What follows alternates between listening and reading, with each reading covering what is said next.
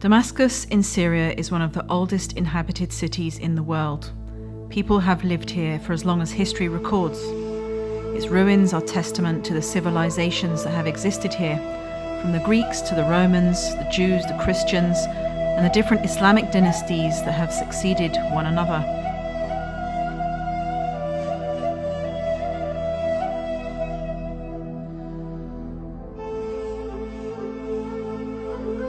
My first visit to Syria was 15 years ago, 3 years after I had converted to Islam. Being Sunni at the time, I had read that in Akhir Zaman, the lands of Yemen and Syria are considered blessed, so this is why I had decided to visit. Since then, I had revisited Syria just one more time, before the war in 2010.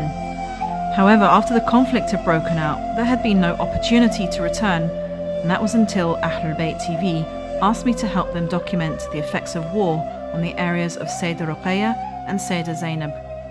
How could anyone say no to such an invitation? Our journey began at Heathrow. It felt strange to be going to Syria after all this time and after everything we had heard and seen in the media. Excited and full of anticipation, we checked in and headed to the departure gate. Our flight to Beirut was at 10 p.m, and as we took off, word spread that authorities at Heathrow had questioned a group of Zawar on our flight. They wanted to know if people were going to Syria. They had said they were going for pilgrimage, and the authorities waved them through, although not without looks of concern.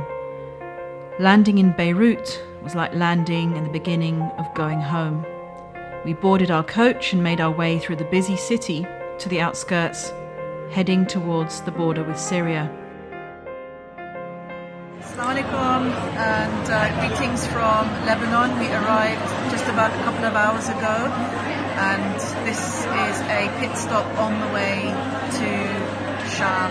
We're just near the border now, and as I have been told, everybody in this place is heading towards Sham, especially for Fatimiyya. So as you can see behind me, it's very busy here, and it's a good atmosphere. Inshallah, we'll continue to have a safe journey over the border. As we approached the border, I could feel the apprehension among our group. What would we see as we crossed into Syria? Would we even be granted permission to cross the border? Both the Lebanese and Syrian borders were heavily armed, and you could feel tension in the air. We were made to wait in the coach for a couple of hours as passport and border checks were completed. Our group leaders were asked what business they had in Syria. But with all the checks complete, we were soon on our way. We passed through beautifully cultivated farmland, everything orderly and peaceful, perhaps a little too quiet. But as we were heading towards Damascus, our guide said that we couldn't film any longer. We are now here inside Syria, and it took quite a few hours waiting at the border to get clearance and to get the visa to enter Syria. But alhamdulillah, it's all gone smoothly so far, but we've passed some bombed suburbs, and also the usual route to Sayyidah Zainab has been blocked off and we've had to come another route. We are eagerly awaiting to make our ziyarah to Sayyidah Zainab, salam alayha, which I'm sure will be quite an emotional ziyarah, considering the fact that certainly myself was there last time before the war broke out, and we will also be able to observe what has happened to Zainabiyya area, since we know that it has suffered from shelling over the last few years. After having something to eat in this virtually empty hotel, I then headed to my room for rest as I was exhausted from the journey. This is Monday morning, and when we arrived in Syria, we were actually requested to stay at a government-owned hotel, and we weren't able to move straight to the hotel that we have actually booked. So we had to spend one night here. It's quite a surreal experience. It's a very plush hotel. It's got a very luxurious reception. It's in a beautiful location, very quiet, very peaceful. But actually taking a closer look at some of the tile work on the outside of the hotel, will tell a different story, as closer up you can see that there are actually bullet holes spattered over different sections of the hotel. So this is just a reminder of what has very recently taken place here, and of course very many untold stories that have yet to be revealed. The bullet holes spattered all over the building made me see the tranquil land around me very differently. We were in a country at war, and this hotel stood on government territory. There were patched up holes from mortar explosions in the car park, and this was a testament to the harsh reality that we had seen. But still, our journey had only just begun. Soon we were walking the old streets of Damascus. This is one of the world's most beautiful ancient cities. It felt really good to be back. It was bustling with people continuing their lives as they had always done, in spite of all that had happened. Those that had fled the war had also come here from other cities. But it was still exactly as I remembered it after all these years. There is something that comforts the soul about a place that doesn't change. And before long we were at the blessed doorsteps of Sayyidah Ruqayya, salam alayha, the orphan daughter of Imam Hussein, who died here in captivity after the tragedy of Karbala. The courtyard was strikingly tranquil. What a blessing and an honour to bask in this tranquility, to feel the mercy of peace resonating here. Before the war, coming to Damascus had been so easy, and perhaps we had taken it for granted. Being here now is like stepping back in time, with the feeling of sanctuary that is only present at the resting places of the Prophet's family. Every moment was truly precious.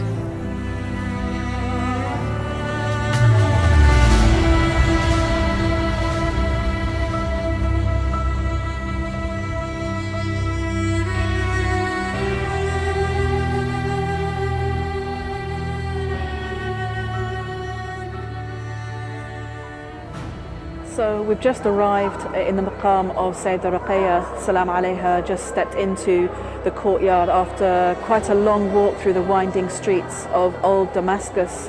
As we're passing through the roads, we're looking at, how everybody is. What is the situation with people in this war? You can see soldiers, you can see families, children, all sorts of people who are obviously living in a war situation. There's normal life, and yet at the same time we are aware that, of course, there's been a war going on. At the same time, when you step through this door that we haven't been through for so long, what hits you is the tranquility of the place. And I think this is one of the miracles of the maqamat of the Ahlulbayt alayhim salam, that no matter what has happened with regards to war and turmoil in this region, they always provide a place of sanctuary, where people can just open up their heart. They're coming back to where they belong. I think this is one feeling I'm really getting from coming back to Damascus after many years and coming here, is the feeling of coming back home. It is like you're in a dream. We have seen Iranians here, we've seen Iraqis here, and of course when they arrive in the maqam, all you can hear is the tears for Sayyidah Ruqayya, the tears for coming back here. So it really is, it's something that is fills us with this happiness, fills us with sadness. Of course, we're able to mourn again for the Ahlulbayt properly, and being kept away from them for so long and being able to come back is a huge gift.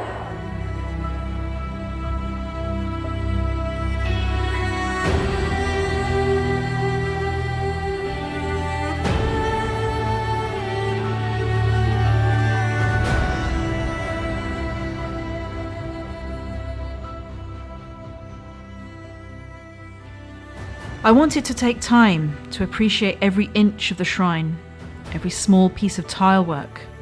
It was just as beautiful as I had remembered it.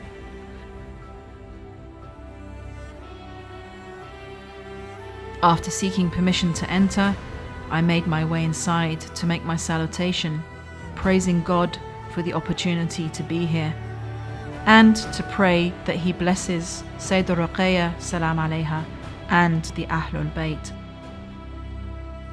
And as I read the words in the salutation, it struck me deeply that I was here, visiting Sayyidah Ruqayya, having been cut off for so long.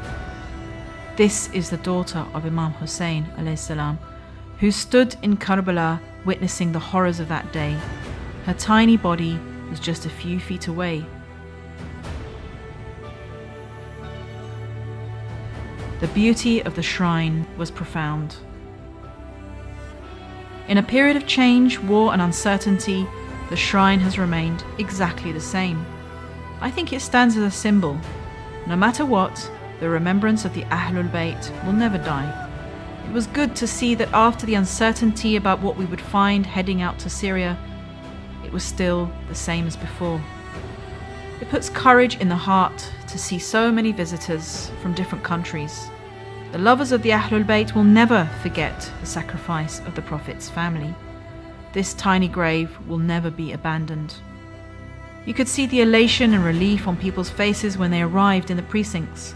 We were all here together in our love for the Prophet and his family, regardless of the war that has ravaged this country.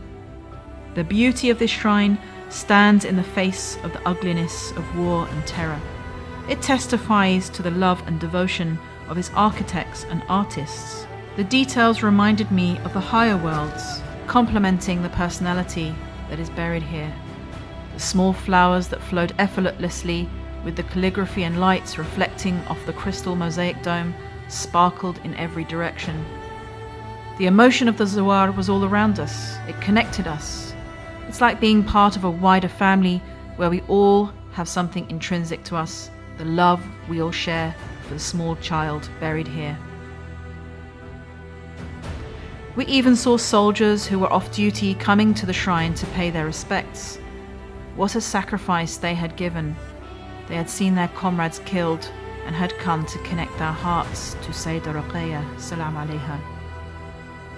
Before long, the time for prayer had set in. I recognized the voice of the Imam al-Masjid. It was the same man as it had been before. Together we stood, feeling almost like soldiers in the aftermath of war. After all the horror stories, we were still standing here.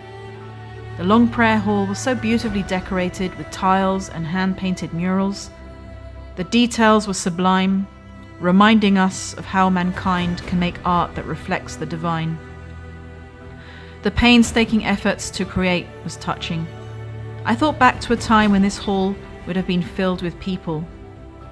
God willing, it's only a matter of time before visitors will return as they used to.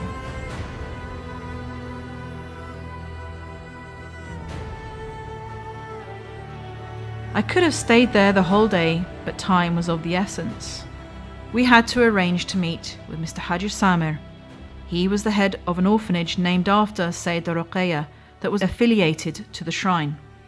He was going to show us some of the work that happened behind the scenes at the orphanage. We followed him through the winding alleys of old Damascus until we reached a narrow alley with a distinct sign up above, Dar Sayyidah Ruqayya. Inside, the place opened up to reveal various rooms and different sections. We were greeted by a host of volunteers, each giving their time to the orphanage. We were led to the first classroom where young children were sat together in groups. Intrigued, they wondered who we were. I hoped that they weren't frightened to see us with our cameras. After all, many of these children had lost parents in this conflict and were suffering from the trauma of war. احنا ايتامنا كلهم من سوريا، ايتامنا من مدينة دمشق ومن بعض ريف دمشق. نحن بحدود 60% تقريبا ابناء شهداء، وفي ابناء يتامى عاديين كمان. في بعض الايتام ممكن شافوا مناظر اثناء الحرب سيئة، مثل قتل ابوهم او اجى ابوهم شهيد او جرحى، أو إنه قد في عنا بعض عائلات أو بعض أيتام عائلاتهم كلها ماتت، يعني الأب والأم مات. هلا نحن هذا الكلام طبعاً عم بيتعالج نفسياً الولد والبنت الصغيرة.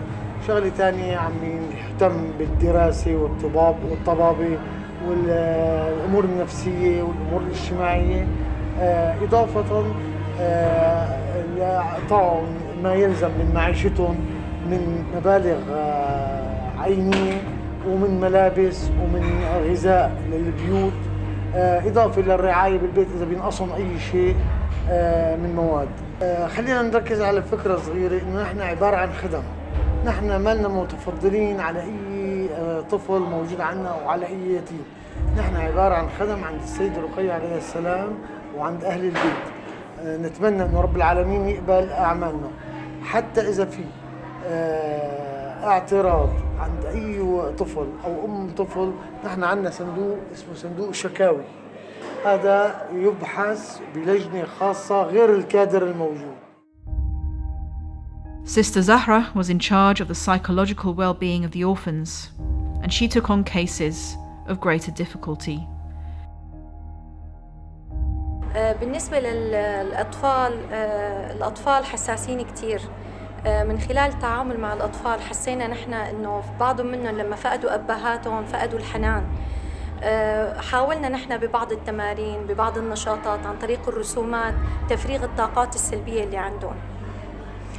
بعض الألعاب المعينة كمان نشوف في بعض الأولاد ولد عندهم عنف، هالعنف كمان حاولنا نحن نعالجه كمان بطرق جديدة، مثلا ممكن عن طريق ألعاب معينة، عن طريق ناخدهم رحل برات خارج الدار، زيارات دينية. حاولنا كمان نقوي الجانب الديني عند الأولاد، إنه هذا الامتحان مو إنه إذا بابا مات يعني خلصت الدنيا أو شيء، لا بالعكس، نحن بدنا نفرجي بكرة نحن كبرنا، ومو يعني يتيم يعني إنه إنسان ضعيف، لا، اليتيم بالعكس، اليتيم إنه بكرة بده يصير ويتحسن وياخد شهادة ويقدر يحقق ذاته. لا، في بعض الأطفال عندنا هون تعرضوا لمشكلة إنه توفى أبوه قدام عيونه للطفل. الطفل صار عنده مثل حالة اكتئاب، صار عنده حالة خوف ورعب، صار يكره الناس، ما عده يشوف حدا، تأزمت نفسيته كتير. حاولنا نحن نحاول نقرب منه أكتر وأكتر، نعمل معه جلسات أكتر، نفرجيه على أفلام كرتون مثلا، بعض الأفلام الدينية، إنه السيدة رقية هي مثال كمان للطفلة اللي كمان والدها استشهد، وإنه قديش هلا هي معزوزة أمام الجميع. الزيارات مقدسة بالنسبة لنا. الحمد لله بلش يتحسن شوي شوي. كل مالنا الكادر كامل، يعني كل أخت من أخوات بالدار صارت تتعاملوا بطريقة بحيث تعالج فيه سلوك معين حتى نقدر نرفع من سويته، ثقته ونزيدها بنفسه. بلش يتقبل الآخرين، بلش يشتغل شوي على حاله. تقريبا هلأ تحسنت كتير أوضاعه. نحاول الأم إنه مو هي توفى زوجها خلصت الحياة عندها، لا، حاولنا نعمل هون بالدار نشاطات للأمهات حتى نخرجهم من الواقع المأساوي اللي هن فيه، مثل دورات الصوف، دورات القرآن، دورات الخياطة. بالإضافة عنا المجالس الدينية. المجالس الدينية لما بتقعد الأم وبتبكي فيها المجلس بتفرغ الطاقة السلبية اللي عندها، ترجع على هالبيت تغير شوي نظرتها ببيتها. وكمان في عنا جلسات إرشادية، التفريغ، حكينا عن طريق التفريغ بالرسومات أو بالكتابات. بنجيب مقاطع فيديو بنفرجيهم إياها عن طريق النت كمان بالشاشات. بنحاول نشتغل على هالموضوع، الحمد لله حسينا في تحسن. We also managed to speak to some of the children and to hear their stories firsthand. كان 3 أيام بيروح على اللجان، 3 أيام بيرجع. بهال3 أيام اللي كان بالبيت فيهم، اليوم الثاني دقوا له في استنفار. راح أنا وأخي كنا بالمدرسة. كان قاعد هو وبابا عم يفطر هو ورفقاته. هجموا عليهم. ابن خالته لبابا طلع هو عم بقوس، اجته طلقة بصدره. بابا ما تحملوا هالمنظر، دغري طلع مسك الرشاش وقوسهم كلياتهم اللي قدامه. هو عم يحط الرشاش على الأرض مشان يمسك ابن خالته. اجا قناص، فاتت من هون وطلعت من هون، انفجرت جوات راسه. بعدين وقع بالأرض، ما قدروا يسحبوه أبداً حتى ما راح القناص حتى سحبوه.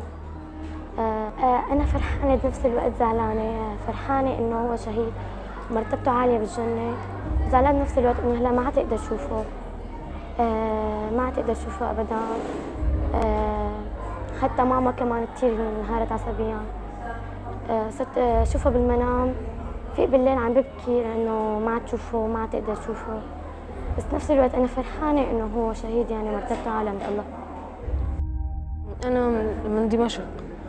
أبي كان مع حزب الله في بسيدي مقدار.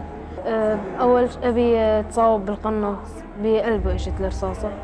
أول شيء قالوا لنا أنا متصاوب بالمشفى هو، لحتى أجينا لهون قعدنا بالبيت وجابوا لنا مستشفى طلع. اجيت لهون ومع رفقاتي وحسيت يعني بروح اجتماعية ويعني مع رفقاتي وصرنا ننبسط مع بعض وبالعطلة انتصافية. اجينا أول شيء بنجي بنصلي عند بالغرفة بالمصلى، بعدين بناكل مع رفقاتي، كل واحد بيروح على صفه حسب الصفوف، وبيساونا نشاطات ترفيهية. رحنا على التاون سنتر وياخذونا رحلات، وعلى مقام السيدة رقية في نحضر دعاء الندبة الصباح. ما حسيت بالوحدة. ايه طبعا اعطتني قوة هي انه حتى ابوها كان شهيد اكيد مرتبته عالية عند الله، وحتى انا انه هيك كمان شعرت بالقوة انه يعني رح مارس حياتي كمان، يعني ما رح قد ما عملت اي شيء ما رح يرجع هو، رح مارس حياتي وعادي يعني. طبعا هي اعطتني قوة. Incidentally, I grew up without a father also, from the age of 2. هي كانت كمان يتيمة بدون أب يعني.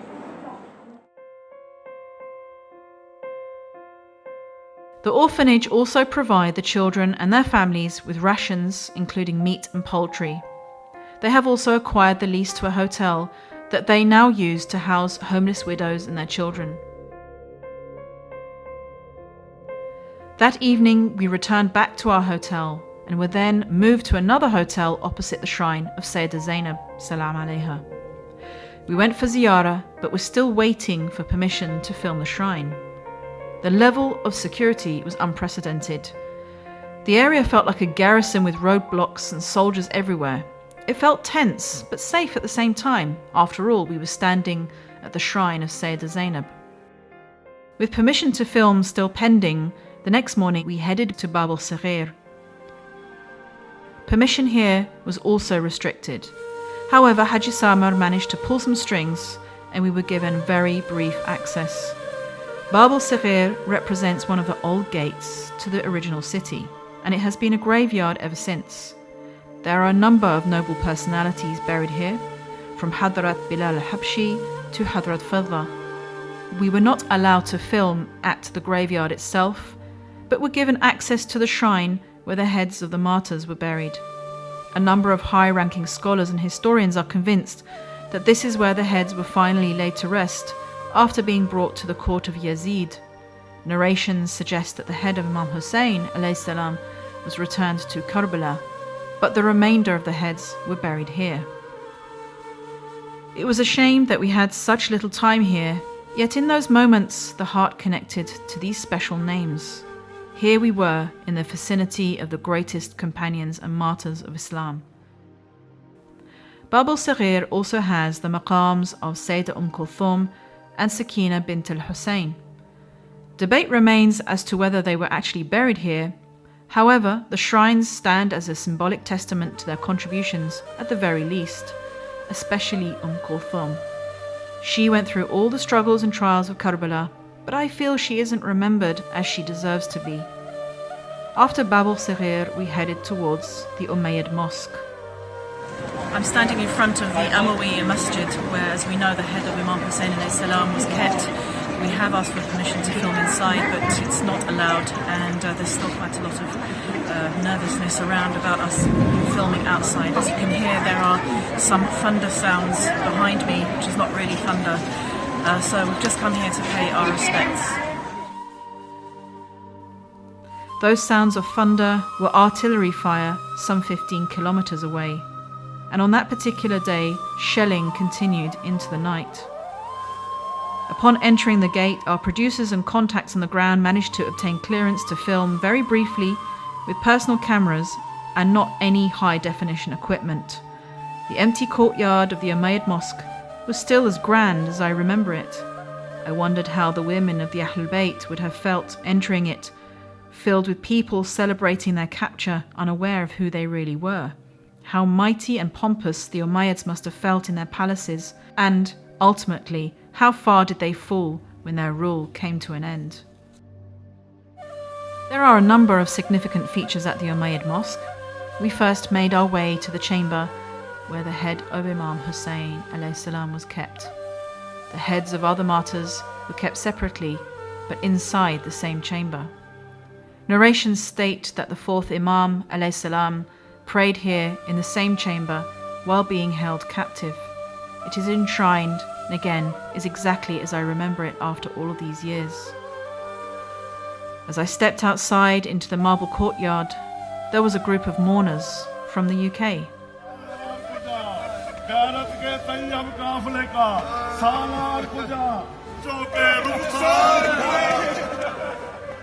There was a time when Zawar would fill this entire courtyard, and it was interesting to see local Syrians watching from the sides. The small children born after the war would probably never have seen anything like this. But speaking with some of the workers here, they remembered the pilgrims who would visit the Umayyad Mosque in respect to the Ahlulbayt alayhim salam. Inside the mosque, you can't help but once again imagine the women of the Ahlulbayt being bound in chains as the people looked on. As you walk under the great dome of the mosque, you can't help but feel you are walking through time, imagining the powerful sermon of Sayyidah Zainab salam alayha and Imam Sajjad alayhi salam as they castigated Yazid in no uncertain terms. What strength and eloquence in the face of tyranny and oppression, to stand up and silence everyone while still tied in chains. And here I was once again standing where they had stood, in the same area, reliving history once more. A few meters away was the blessed grave of Prophet Yahya alayhi salam. He too was beheaded by the tyrants of his time. Look at how history repeats itself. How special to be so close to the final resting place of such a great prophet. It was now 3 p.m. and we were heading back to our hotel when we got word that permission to film in the shrine of Sayyidah Zainab had been confirmed. However, we had to come at that very moment. With this small window of opportunity, we immediately headed back. We drove past various neighborhoods in the Damascus suburbs, and they were bombed out completely. There was no permission to enter those areas to film the destruction for ourselves. Haji Samer explained that at the height of the conflict, the road we were on had seen intense fighting. We parked our car as close as we could to the shrine and had to walk the rest of the way. This was the state of the main road in Sayyidah Zainab, where you find the shrine itself. I remember all the shops and restaurants that used to be here. The area used to be so crowded. The fighting must have been really intense here. Bullet holes were everywhere. The blocks behind the main road had entire houses razed to the ground. Remarkably, the shrine looked untouched. Majestic in every way, standing proud amidst all the destruction. Shelling in the distance, destroyed buildings, abandoned neighborhoods, and then this jewel on the horizon.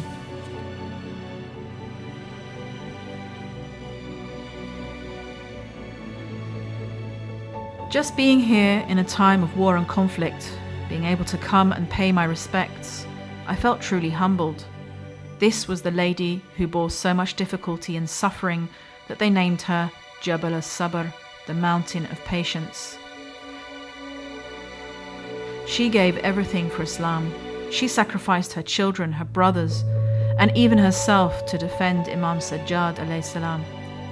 She rocked the courts of Ibn Ziyad and Yazid while still in chains. Her words echo across the world year after year as we remember her courage. And here I was, standing in the midst of her final resting place. What an honor, what a privilege to address my salutations so close to her resting place. And God willing, through her intercession, the grip of war will ease, freeing the people from this unnecessary conflict.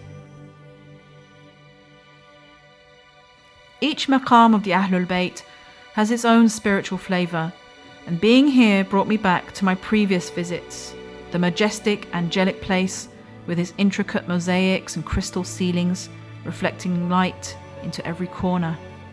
It was uplifting, purifying. The tiled dome was decorated with verses of Holy Quran, while the central shrine that housed the Blessed Grave stood as if it knew the treasure it had within it.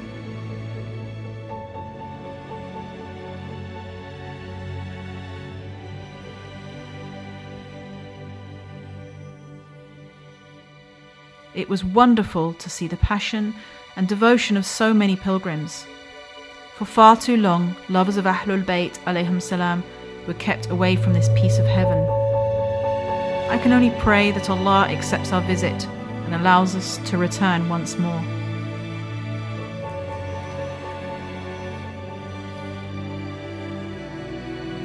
Seeing the sheer destruction outside made me reflect on what conflict this neighbourhood had witnessed.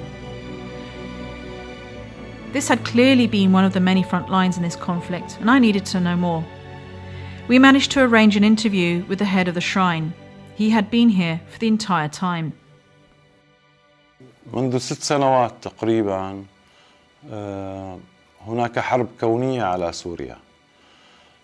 خلال هذه المدة الطويلة تعرضت البلاد لهجمة من كثير من الدول أثرت على معظم نواحي الحياة في سوريا، ومنها بالطبع مقام السيدة زينب عليه السلام.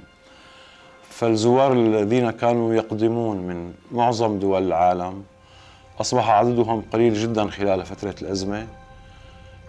الآن من حوالي 2 أو أكثر تحسن الوضع بشكل ملحوظ. بالطبع منطقة مقام السيدة زينب كالكثير من المناطق في الجمهورية العربية السورية وصلها الإرهاب. الكثير من القذائف نزلت في صحن السيدة زينب. الكثير من الطلقات النارية أثرت في جدران هذا المقام، ونحن تركنا بعض الآثار دليل وغطينا بعض الآثار أو رممنا الآثار المختلفة. استشهد عدد من الأشخاص في مقام السيدة زينب، ومن بينهم خدم والمدير الإداري السابق استشهد في هذا المقام بقذيفة صاروخية وقعت على المقام. فتعرض المقام مثل بقية المناطق لهذه الاعتداءات. الحمد لله الآن منذ أكثر من 2.5 أمورنا بخير وجيدة جدا، والوضع آمن في كل المنطقة والحمد لله. The manager's time was short and we wanted to know exactly what had happened here. After much perseverance, we were able to meet the head of security at the shrine. He was a Hezbollah general who had been part of the coordinated operation to liberate this area and to maintain the security and control of the entire Sayyidah Zainab district. بقلب المعركة المسلحين الإرهابية هجموا على ضواحي دمشق. كان شي 1000 من المحاربين من غير بلدان، وكتير شيشان وناس من شمال أفريقيا وكتير من الدول العربية، وكمان السوريين انضموا إلهم.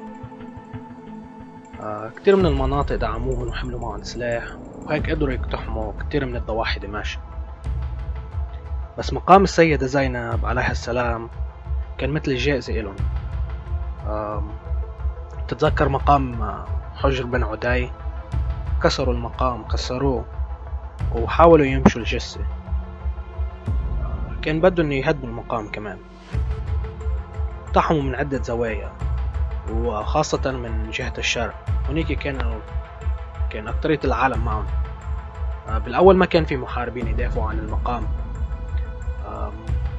الناس اللي كانوا عايشين بالمنطقة كانوا يزوروا المقام، والشباب ما كانوا مدربين يحملوا سكاكين المطبخ لا يدافعوا عن المقام. كتير قليل كانوا اللي معهم أسلحة ورصاص لا يحموا المقام. هلا دغري انتشر الأخبار إنه جايين الثوار، اجوا من جهة الشرق والغرب ومن عن طريق المطار. كانوا مسيطرين على المزارع وشوارع حواليه. بلشوا يزتوا القذائف حد المقام.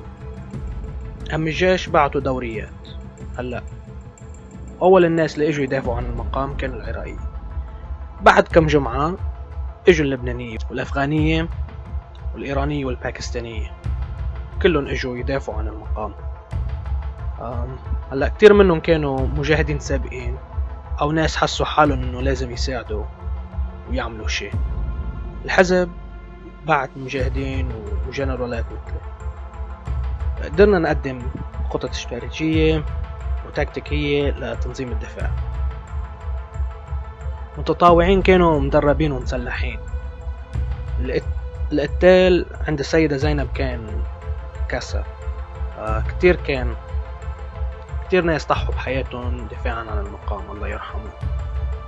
ما بتعد الناس اللي عايشين برا بيعرفوا الصعوبات حياتهم، بس انت روح وزور المقبرة ورح تعرف. بس طلع على البنايات من شارع العام. نحن عم نحكي عن معركة كبيرة مع كتير قتلى من الجهة الثانية، بس الله هو الضمان. نحن شايفين كتير من المعجزات هون، لازم تشوف بعينك لتصدق حياتك. القذائف اللي بتتصاوب على المقام ما بتتفجر، كانوا يطبوا بالصحن الحرام وما يتفجروا. طلع فيه انت مبين مش مدقور، والمناطق اللي حواليها كلها للمقام مهدمة. حتى بالأيام الأولى لما ما كانوا الشباب اللي بلد زريب عم بيحاموا، كانوا بالليل يقوصوا على جهة الشرق بلا ما يعرفوا حالهم شو عم يعملوا، والصبح لما ما يفيقوا كانوا يرجعوا يشوفوا شو صار، يلاقوا انه قاتلين المقاتلين واللي مدربين ومش مدربين، والباقي كان يهرب. يعني معجزات هيك كانت. حتى من بعد تنظيم الدفاع مساعدات الجيش، المعركة ضلت 2 لحد انتهت. بعد في كذا حي محاصر، وبنعرف كتير من هن وين ساكنين ومين اللي بيدعمهم، بس نحن محاوطينهم. عملنا معهم صفقة سلام كرمال ما عادش ينضرب المقام. بس يجي الوقت المناسب ان شاء الله كلهم رح ينخلع سبيلهم، بس مش معناته انه التهديد يخلص. في عملاء هون وحاولون يعملوا هجوم جبان على الزوار، بس نحن محاولين قد ما فينا نفتش على الحواجز من باب لباب ليوصلوا. الحمد لله هلا صار احسن الوضع بكتير، والزوار بيجوا من عدة بلدان ليزوروا. After speaking to the general and the management of the Haram, we thought we should visit one of the many graveyards where the martyrs are buried.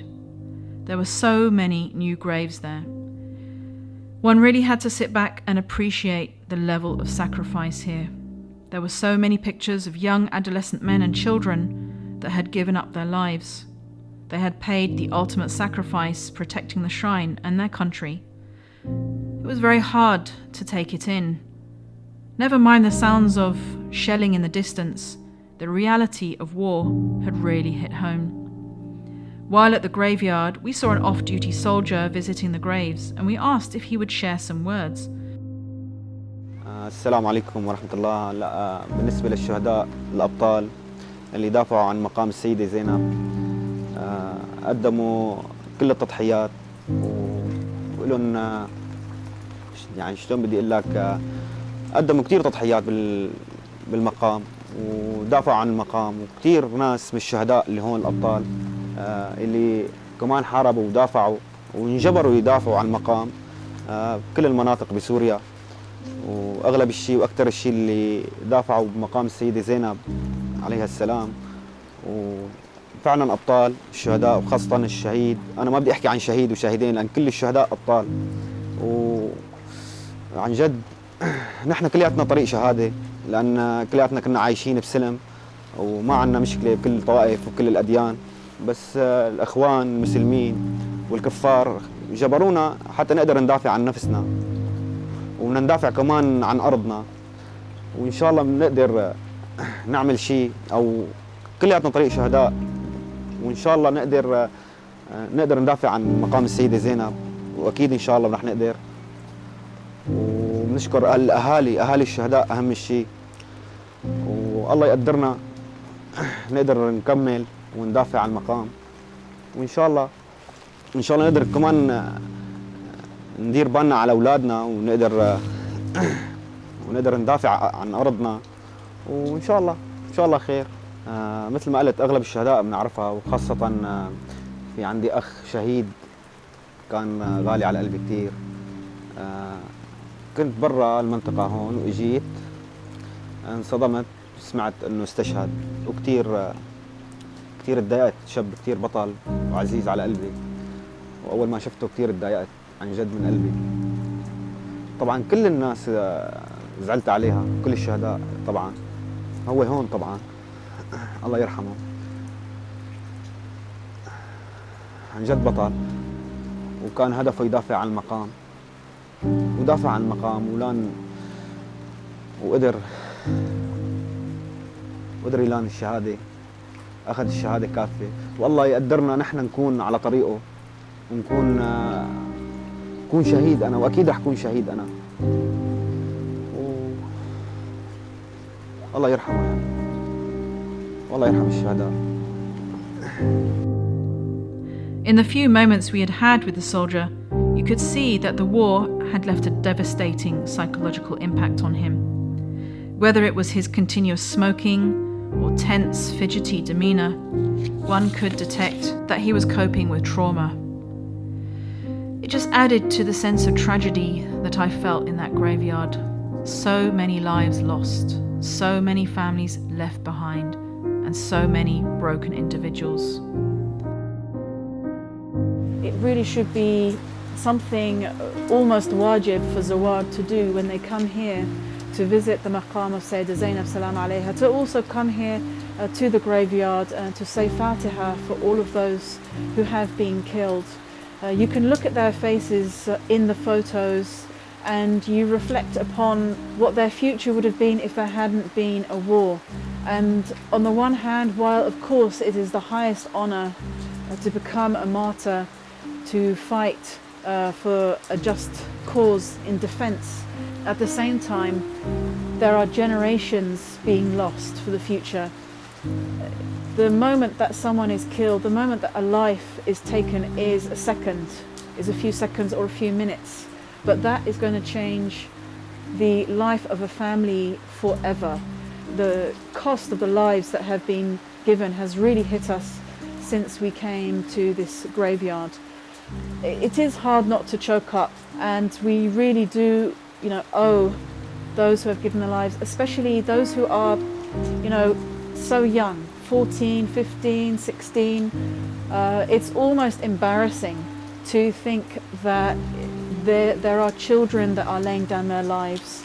And as one of the brothers was saying here also, as we were talking about how the plan is to really weaken the whole region, to weaken Iraq and to weaken Syria, they were saying that, of course, not only to weaken the countries economically, but also to put them back to such a situation that there's no educational facilities for the children, there's no infrastructure for work. And as one of the brothers was saying here, that our country has been put back 200 years. Whole generations of children who are now going to be struggling with an education. And this is something that we need to bear in mind. And as I have said with regards to the orphans of Iraq also, this is really going to be an obligation upon all of us till the day we die. We're looking at upcoming generations who are going to need a lot of support, and this is going to be one of our obligations for the rest of our lives. We must look at how we can proactively help and assist the situation here. Forget the politics and sectarian discourse. This is a human tragedy, whether it is in Syria, Iraq or Yemen. These wars have been imposed on these people by foreign powers, each with their own political and economic ambitions. No thought is spared for the suffering left in its wake, and it was the effects of this suffering that we were about to encounter for ourselves. About a 20-minute walk away on the other side of Zainabiyya was Madrasa Imam Sajjad alayhi salam. Unlike the neighbourhoods that had been shelled and destroyed, this side of Sayyidah Zainab was heavily populated with refugees from different parts of Syria.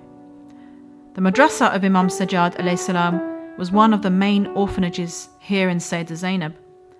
Many of the widows and orphans had lost their breadwinners defending the shrine and the surrounding areas. Like Dar Sayyid Ruqayya, they have classes for orphans and also provide a stipend for families that have registered for assistance.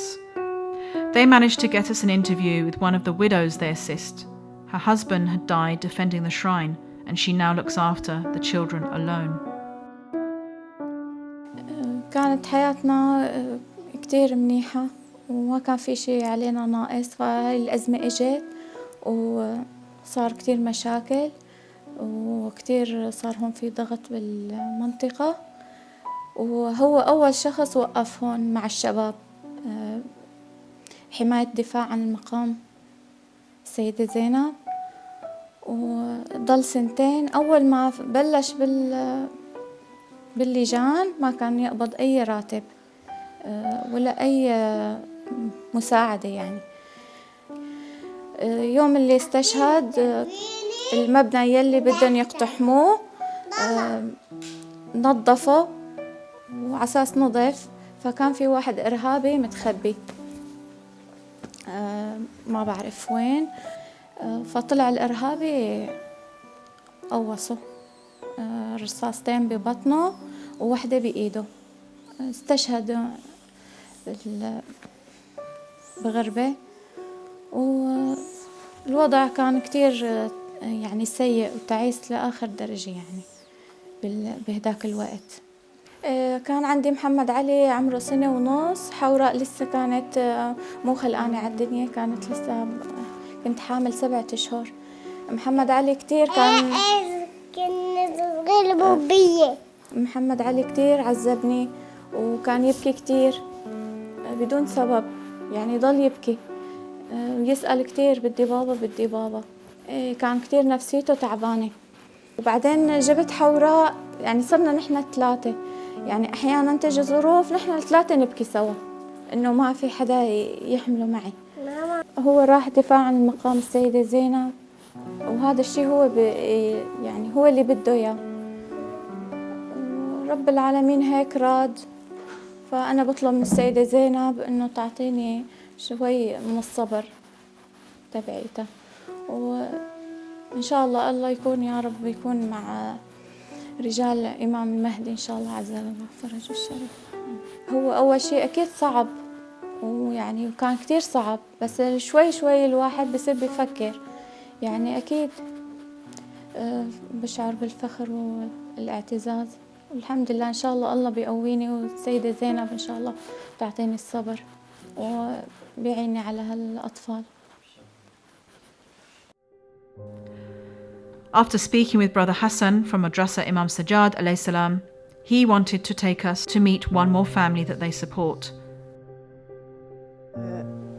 هو متشيع من 9 سنوات، يعني من قبل هالأزمة هي عم بحكي أنا. حطوا عليه بيت عمه كون إنه متشيع، وكان في هو وأهله كتير مشاكل مشان هالموضوع هذا. كان هو يشتغل مع الدولة، كمش كتير من المسلحين بالغوطة الشرقية، كمش مزارع كتيرة. وبيت عمه حطوا عليه بيت عمه كانوا من المسلحين، مع المسلحين كانوا. أخذوه وقتلوه، عذبوه، حطوه بساحة دير عصافير وعذبوه. ومن بعد من قتلوه طعموا جثته للكلاب. ولاحقوني أنا والأولاد. بيت عمه الحكي كان الأزمة 5 شهور. أخذوني أنا وأولادي كمان، انحبست عندهم 1.5 سنة تعذيب، يعني تعذبت أنا والأولاد كمان. يعني كيف استقبلوا هذا الشيء؟ أولادي؟ يعني كيف استقبلوا؟ أكيد بعذاب وبقتل وبضرب يعني كيف استقبلوا؟ استقبلوا بالشوارع، ما كان عندي مأوى. أول ما أخذوا جوزي ما كان عندي مأوى. من بعد ما طلعنا جيت لهون على الست، ساعدوني جماعة المقام، ساعدوني كتير. أول شيء جماعة المقام ساعدوني ببيت وسجلوني أول فترة بالإمداد. It had already been a long and difficult day, but my heart experienced even greater pain after meeting this second family. How could her husband's relatives have killed him and then tortured her and the children for an entire year? I dread to think what those people had done to her. She was traumatized, containing her emotion for the sake of the children. From their innocent faces, though, You would never guess the horrors through which they had lived. I was honestly struggling to take it all in, especially having seen it in such a short space of time, with filming at the graveyard and then seeing the shattered families. Thank God for organisations like Dar Sayyida Ruqayya and Madrasa Imam Sajjad alayhi salam. The human cost to this war is really beyond comprehension. We'd been here only for a few days, and these people are living with this war. They had no choice. This war was imposed on them. This is their life.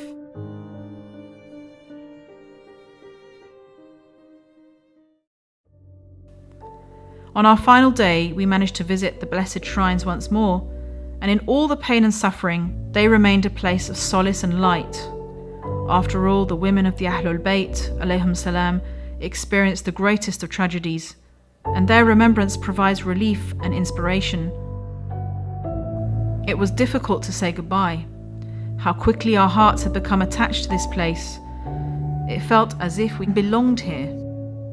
How did our journey come and go so fast? We witnessed so much, from the pain of war to the sacrifices made and the efforts to rebuild lives once more. We had also met some remarkable people in our group travelling with us.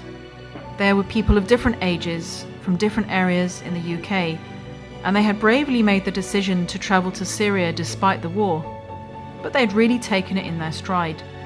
Some of them had never been before and were planning to visit Sayyidah Zainab just as the war had broken out, and they promised themselves that they would return at the first possible opportunity. The group organisers were also fantastic, and they helped us logistically and with permissions for filming. It was hard to believe that it was all going to come to an end so soon. Just as we were coming to terms with where we were, we had to head back home. Without doubt and without reservation, this has been one of my most memorable journeys. Having had no idea that I was about to head out to Syria, suddenly I found myself seeing the effects of conflict and visiting the Ahlulbayt alayhim salam in the midst of that. It's been difficult to see the situation that people are living in. The lost lives and the broken families left behind, the children trying to survive on the streets. Back home we only see what's on the TV or in the media, but being here in Syria, speaking with the orphans and widows, meeting the soldiers and commanders, it brought it home, and it's a lot to take in. Alhamdulillah, we thank God for the opportunity, the chance to visit the shrines once again, and I only pray that our efforts have been accepted and that we are able to return once again, and above all, to return with peace fully restored.